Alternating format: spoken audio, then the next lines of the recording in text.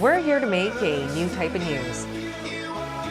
New insights, new styles, and new topics every day. We are News Generation. Making news just for you. It's March 15th here in Seoul. I'm Sinyeun, and you're watching News Generation. Joining me in the studio is Walter Lee. Lovely to be here. And Cheska Dainong. Happy Friday and welcome back. Welcome back. Happy Friday. Now, both are here to speak on behalf of people in their 20s and 30s. As usual, let's start with our news feed, which covers different hashtags and news items that have been trending on social media over the past 24 hours. The widely used chatting application in Korea, KakaoTalk, has added a new feature to its group chats. From Thursday, users are able to kick out the creator of their group chats and hide certain messages from people if they didn't want those people to read them. This function only used to be available to those who were subscribed to a paid premium service, but now those who update their apps can use these services as well. And speaking of updating phones, the latest Apple release of iOS 17.4, which is aimed at strengthening user security, is getting mixed reviews, specifically over causing battery-related issues. Some users said after updating their phones, they've seen their battery drain faster and have had charging problems. Users are currently waiting for Apple to come up with an official statement or remedy to this issue. And the U.S. House of Representatives on Wednesday voted in favor of a bill that could lead to a complete ban of TikTok in the country. The latest bill received overwhelming bipartisan support with 352 votes in favor and only 65 against. American lawmakers have been saying that this social media app could threaten Washington's national security because it is operated and run by a Chinese-based parent company, ByteDance. Officials said Beijing could be using users' personal information to its own advantage. Now, though a Senate vote is still required and President Joe Biden has to make the final call before it becomes the law, many are pointing to how other countries have banned or restricted access to TikTok. This includes Nepal and India. India banned the app because of New Delhi's ongoing geopolitical tensions with Beijing, and governments from countries like Afghanistan, Australia, the UK, and even New Zealand have banned the app from officials' phones. So TikTok has consistently denied any charges of security threats leveled against it, but this hasn't been stopping world governments to be trying to ban this app. And what do you guys think about this latest move here in Washington?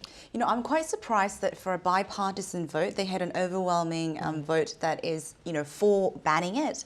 As we'll discuss a little bit later on, I do believe that there have been many MZs who have garnered popularity or influence through TikTok. However, I do believe there was much more harm done than good, in my very personal opinion. And when it comes to security issues, while that is very, very important, we have discussed here on News Generation also about Mark Zuckerberg coming on and actually making an official apology for the impact that social media has had on children and young people. So I do believe that this could be a very positive movement for our generation. Yeah. So rather than focusing on the security issues that social media app poses, you're talking more about the content. I really do so, yeah. That is being shared. And the content, we've seen a lot of trends. We mentioned this before on this show, the short amount of attention span that these platforms are causing. And become more addictive in a very fast way. And even more explicit. We're seeing a lot more severe degrees of content come out forth. Right. Now, what do you think about this issue? Well, I think that TikTok creation, is kind of past its day, to be honest with you. Though it's the fastest growing TikTok application in the social media platforms, I think that it's soon to be extinct because of all this mumbo jumbo about China taking over everyone's information. I'm under the impression anyway that all applications are giving out information to every company and country anyway. So for me, if it disappears from social media power groups, it's okay for me. But it's just bad for the layoffs for all the employees that will be without a job soon. I see. We'll have to see what happens, especially from the States on forward. Now, that was our news feed for this Friday. Let's switch gears to our main discussion topic of the day now. Within 28 days of its launch, Samsung Electronics saw the latest Galaxy S series smartphone, the S24, exceed 1 million units in sales. A big part of the latest craze is because the S24 is the first smartphone model from Samsung with a built-in AI function that features real-time translation for phone calls. And today we're going to be analyzing our generation's preference for specific elements when buying phones. And we're going to first look by starting our discussion by looking into whether our panelists are interested in tech gear. And I know for sure that, Walter, you are a major fan of tech gear, right? Yes, he's wearing glasses for a reason. I'm wearing glasses for a reason. I'm really into my gadgets. I'm really into cameras and like phones and gimbals and you name it. I'm very much interested in it, and I always like to see what is coming out next. So the MZ is our generation are very much the same, and we can still see them change the tech industry completely from 20, 30 years ago. We keep saying on the show that we are the thumb generation, but it is how we are changing the tech industry that is quite interesting. Some examples are MZers have high expectations. As you saw before on our news feed, they were complaining about the battery life. Now, these are things that we are saying, we need this, you have to agree to it, or obviously we're going to buy somewhere else. The MZers also use more than one device at one time. Yeah. Some people use it for work and some people also use it for personal reasons. The MZers are high consumers compared to other generations. We are really changing the tech industry as we speak. We love to buy the latest and the best of something. When something is, even if we have the year before, we want to buy the next year's product. Like I just mentioned, we don't mind device hopping, but maybe some people are going from the iPhone to the Galaxy Flip, etc. But be sure that the MZers will be changing the tech industry for the good, hopefully. And I think you're leading that, Walter, because I'm aware that you are leading our generation's trend of having multiple gadgets. Because didn't you tell me that you have like multiple tablets as well? I have multiple tablets, multiple gimbals, multiple phones, multiple laptops. Yes, I have more than one of everything. So you're perfect for this episode. But what Exactly. about you, Cheska? I'm a little bit what they call tech nonchalant when it comes to tech updates. However, I think I'm in a very unique position for today's episode because I actually have both an iPhone and a Galaxy. Wow. Yeah. That's pretty balanced out. It is, right? And I use both of them for multiple reasons. And here in South Korea, there have been very heated discussions about the Apple devotees versus Galaxy lovers. So as we have seen in the video before, Apple is known for its Genius Bar, having a very sort of like display of Apple, products and people coming in to use them. But Galaxy, Samsung also had a very interactive pop-up store in Seongsu last year. And also, as we have seen in the screen, they did a lot of these interactive like museum style so that people can come and try these Galaxy products and really have fun with it. Right. So it seems like these two brands are really going neck to neck each other and sort of branding themselves as the iPhone or the Galaxy phone of the year. Yeah. And it's quite interesting because there's no facts or any evidence base to this, but in Korea, especially among our friends, we have that stereotype that if you are an Apple user, you're relatively in the younger group of people. Like startup area, sort of, more quiche and chic. But then if you have a Samsung phone, you're more traditional. But nowadays, we've seen that pattern sort of blur together. I think now a lot of people from the younger generation, even in Korea, are starting to use more Galaxy phones. And I think that has to do with Galaxy S24 becoming so buzzed here. And why do you think this phone in particular has garnered so much popularity? Well, I think personally that there are some really great features on this S24. A big standout was being able to edit your photos in a unique ways. So as we know, we love taking photos, especially the young generation. And sometimes when there's someone in the background ruining your photo, you want to edit them out. And that does happen from time to time, especially if it's someone maybe who's like eating a hot dog or something and they just ruin the whole photo and you get really angry. So now you can crop those people out, and then what the AI does is then make a background for you, and it's almost seamless. A huge feature as well during the days of multicultural societies, etc., is the real-time interpretation, which supports 13 languages at the moment. Wow. We know that in the past, real-time interpretation by tech devices hasn't been the best, but the Samsung Galaxy S24 is one of the best devices, or mobile devices at least, at the moment. So there are some huge features out there for our younger generations to go traveling, as well as, get the photo that they want. I see. And what about you, Cheska? Why do you think the S24 series is such a hit? I mean, Walter mentioned perfectly the AI functions, but could you elaborate? Absolutely. I mean, AI factor was definitely a revolution and kind of took this next step in terms of Galaxy. But I actually Googled the reviews reviews from people outside Korea who were reviewing about S24 just to get sort of like a very balanced opinion. And one of the things that they mentioned is obviously AI factors, brighter screen, a great battery life, but they also said all of these features for a very affordable price. Now, I think for MZers, this is very, very important because according to the stats, since 2015, the duration in which we switched or updated phone was only about a year and 2 months on average.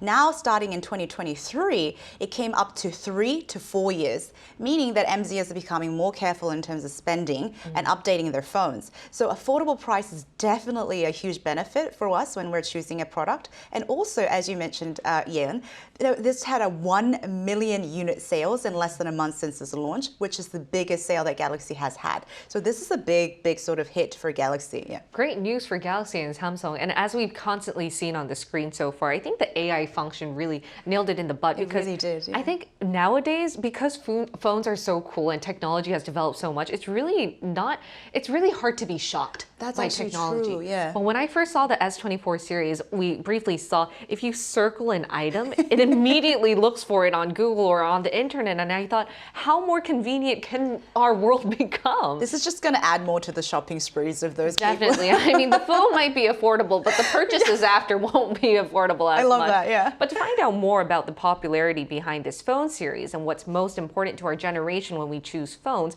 we're going to include a tech expert in our talks. Stay tuned for our live interview.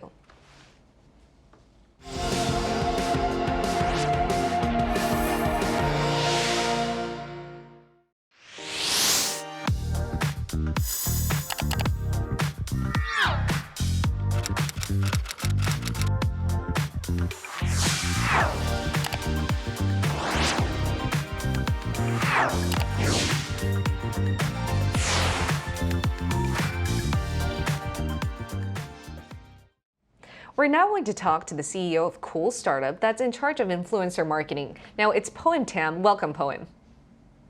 Hello, welcome. Thank you for having me. All right, Poem. So we'd like to ask your opinion as to why you think the Galaxy S24 series was so popular, especially even among our generation. I think you guys highlighted the main points, like the AI features is definitely a big hit. But I think the long-lasting battery is also one thing that is very, very important and that really puts iPhones to shame nowadays. That's quite interesting.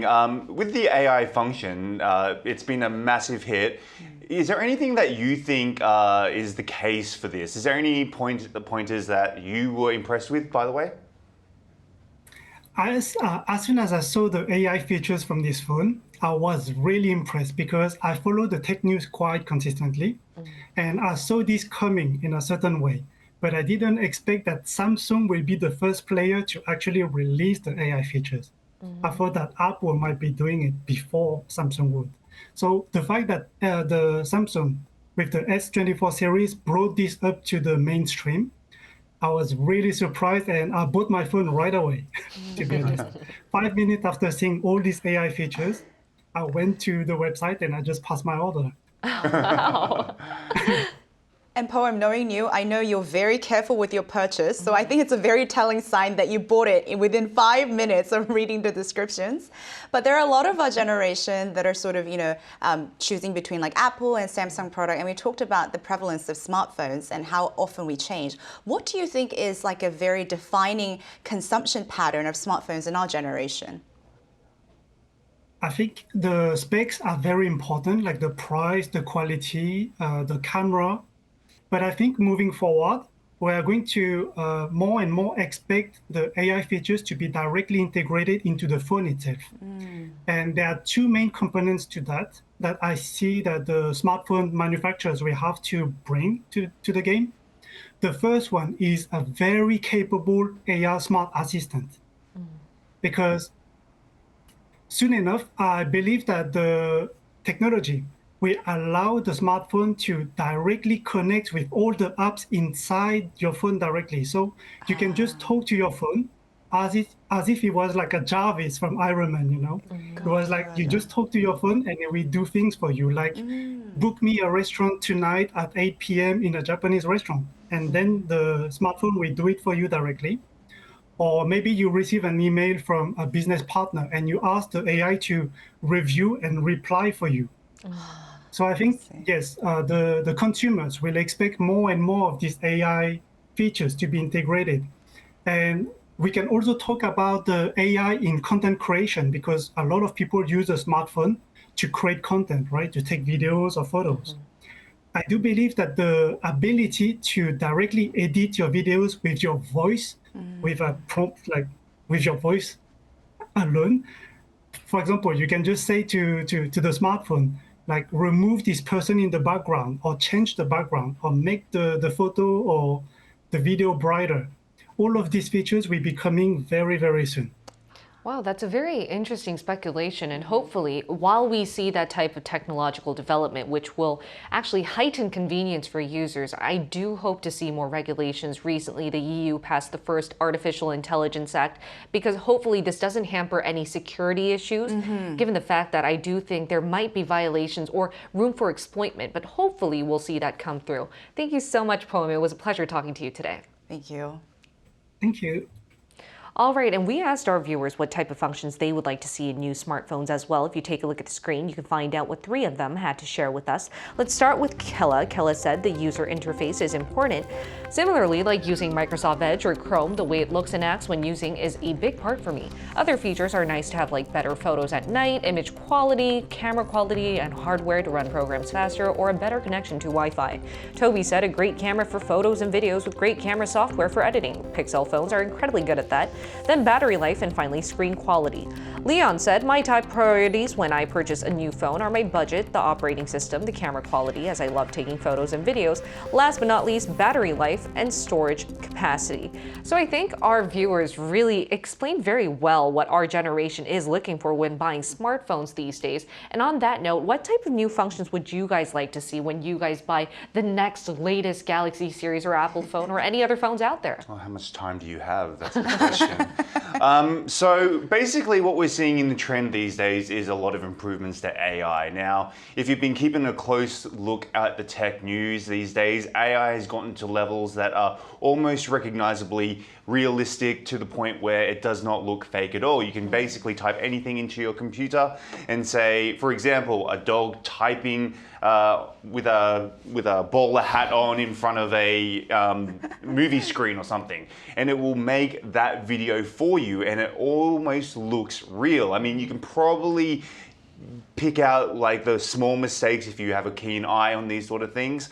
But that's where iPhones and Samsung Galaxies and One phones and whatever phone you use, that's the direction that they're going towards. Now, when we're looking at the comments, obviously a lot of people thought that battery life, camera, and the screen was important, but they also said budget phone. Now that's the problem these days, is that if you are wanting the high-end quality cameras, you want the long life battery, you want all the very good OLED screens that will eventually come onto phones, you're not going to get that at a cheap price, and you'll have to get that on a budget style phone, which will mean that you have to make some sacrifices. So to answer your question, basically, we're all going towards the AI style of things, like our guest just said.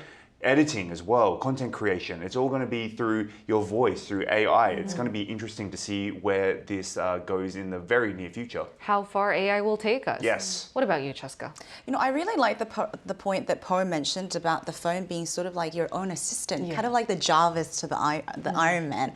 And it would be quite amazing to live in a life where you could just like hold a phone and say, hey, can you record that podcast I just interviewed and just make that into a 20-minute video? Yeah. That would be so amazing. But one of the things that I hope that the AI and all these tech sort of takes us to is to really create features and technology that can be beneficial for people with disabilities or people who have difficulties in terms of using this tech product. Because now, you know, there are developments about, you know, implanting chips and trying to move the cursor of the mouse. So I do hope that the AI actually enables people who haven't been able to use the previous and traditional functions and make it a lot easier for these people to enjoy and actually create something amazing out of it. I completely agree. I am all for the advent of technology. As we've constantly mentioned, AI has developed in such great leaps and bounds that it's so hard to catch up with.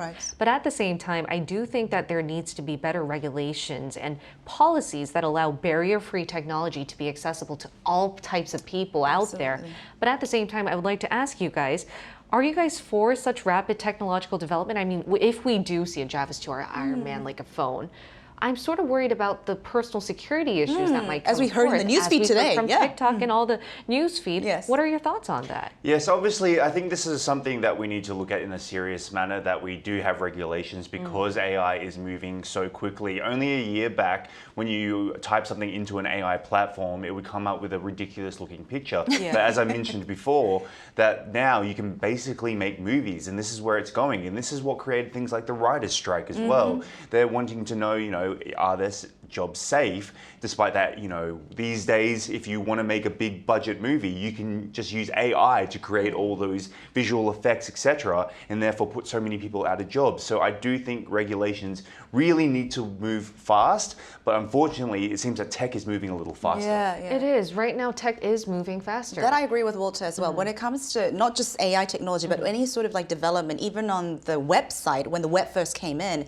the discussion or the debate always was the legal system is heavier than how the tech develops. So Walter mentioned, jobs being taken over. One thing that I would also like to add to the discussion is the deepfake technology and the exploitation of AI technology into things of people's privacy and adult contents that are completely illegal. And there are many people that are being exploited, children and young people that are not receiving the enough proper regulations and protection.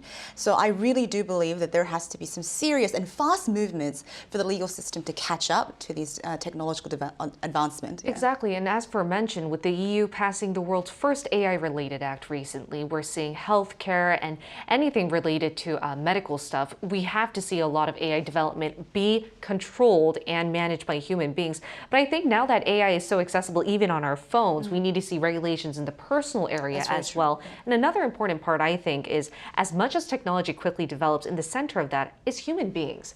So learning how to use humans and AI all together seems to be key here. And a big part of that could be raising AI literacy. And hopefully today's episode could facilitate that type of discussion for you guys. Now, in the meantime, we'll be here every day from 9:30 to 10 a.m. Korea time, bringing you more topics young people are talking about.